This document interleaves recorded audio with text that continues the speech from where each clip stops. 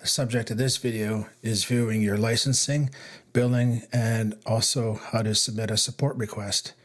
So let's open up Entra, go down to billing and licensing. So here we have an overview, and there you can see your bill, and you can manage your purchase licenses.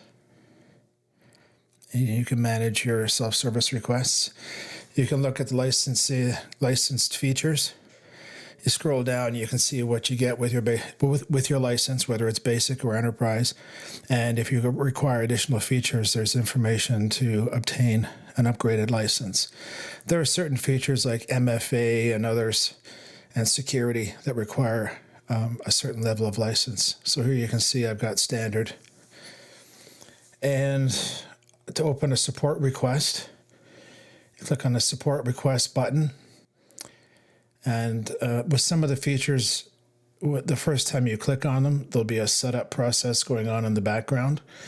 So this is usually the time I have a cup of coffee ready just to kind of relax. And here you can, submit a question. You can ask about billing or technical and about the service that you're asking about.